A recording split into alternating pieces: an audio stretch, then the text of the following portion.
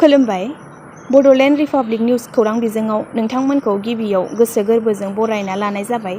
दिनैनि माखासे रादाबखौ आं नोंथांमोननि सिगाङाव फोरमायनो आखायाव लाबाय। अन्नानै भिडिअखौ जोबजासिम नायलांदो आरो चेनेलाव गोदानै फैदोंब्ला चेनेलखौ साबस्क्राइब खालामना आंगो खालामना ला, जाहाथे जोंनि मोनफ्रोमबो खौरांखौ नोंथाङा मोननो हायो। बे रादाबाव दं गोजोनथाव खौरां, देग्लाय 2023 मायथाइयाव जानो गोनां दुरन्द कापआव बड'लेण्ड एफसि मुङै बर' गावखुंथायनिफ्राय जोलुर बादायलायनो मोनसिगोन होनना मिथिनो मोननाय जादों। मिथिनो मोननाय बादिब्ला बर'नि फिसा मनबिर बसुमतारिया भारतनि आन्डार-19 फुटबल हानजायाव सायख'जाबाय।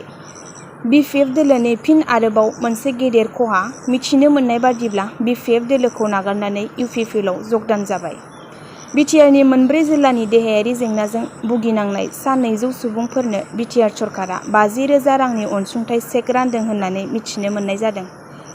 मिरु सरकारा गासै मोन 19 रायजोफोराव डिसेस्टार रिलाइफ महरै 6,194 कौटि रां गनायथि होबाय।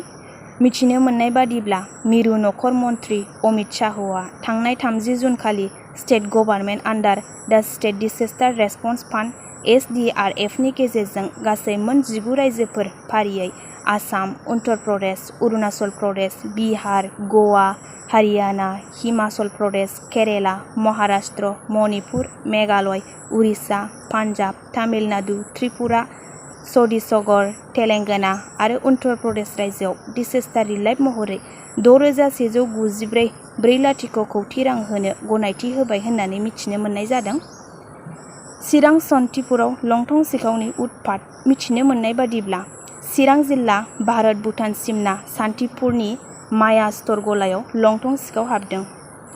चिरां जिल्लानि भारत-भुटान सिमना साहा ओनसोलाव थानाय सान्तिपुर हाथाइनि अमित नेयारनि माया स्ट'र गलायाव सासे सिनाय मोनै लंथं सिखाव हाबदों।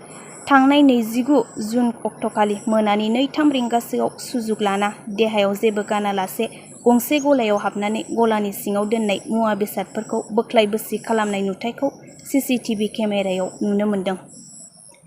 गासै 20,000 रांनि खहा खालामना गालांदों होनना गला बिगोमाया अमित नेयार बिथाङा खौरां बिजोंनि गेजेरजों बुंथियो। लोगोसे बे जाथायनि सायाव गोख्रों नायबिजिरनो थाखाय सान्तिपुर पुलिस आउटप'स्ट पस्टआव मिथिसार होनाय जाबाय होननाबो बुंथिबावो आरो दायनिगिरिखौ थाबैनो हमनानै साजा होनोबो गुरैयै खावलायहरदों।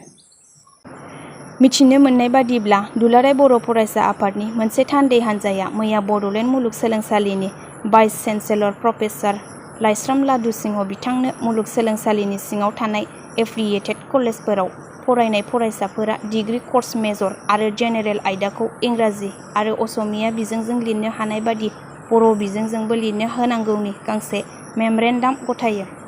बे मेमरेन्डामखौ गथायो दुलाराय बर' फरायसा आफादनि सोलोंथाइ नेहाथारि मुस्रि सोमावसार बसुमतारि, सुबुं फोनांजाब नेहाथारि मुस्रि बिरखां नार्जारि आरो लोगो गेलेमु नेहाथारि मुस्रि मनिराम बरगयारि बिथांमोनहा। मरिगावआव आसाम पुलिसनि सासे मावफारियाखौ फासि नांनानै थानाय थासारियाव बोखांनो हादों।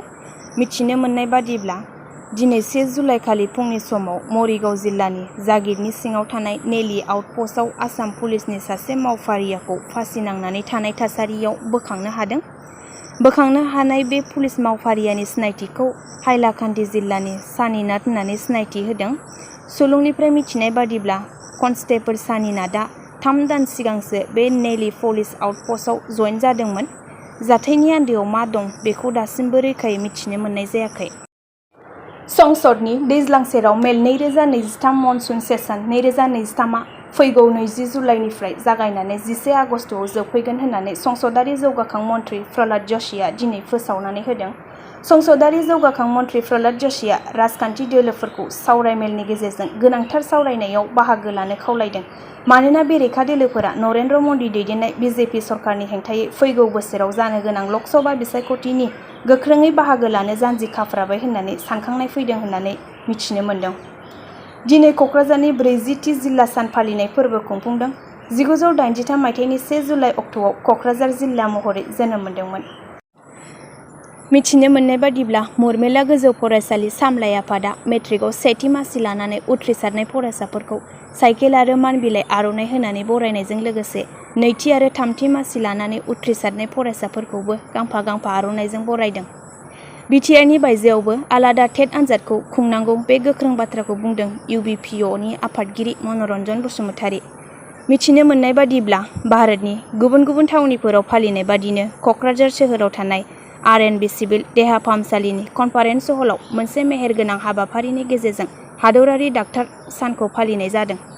मिथिनो मोननाय बादिब्ला बेसेनगोसा जुनार गान्दा थैनाय जाथायखौ लानानै गोख्रों सोमावसारदों मानास माहारियारि हाग्रामायाव।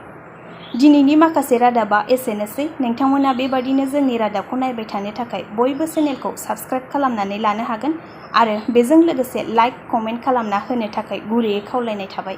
गोजोन्थों।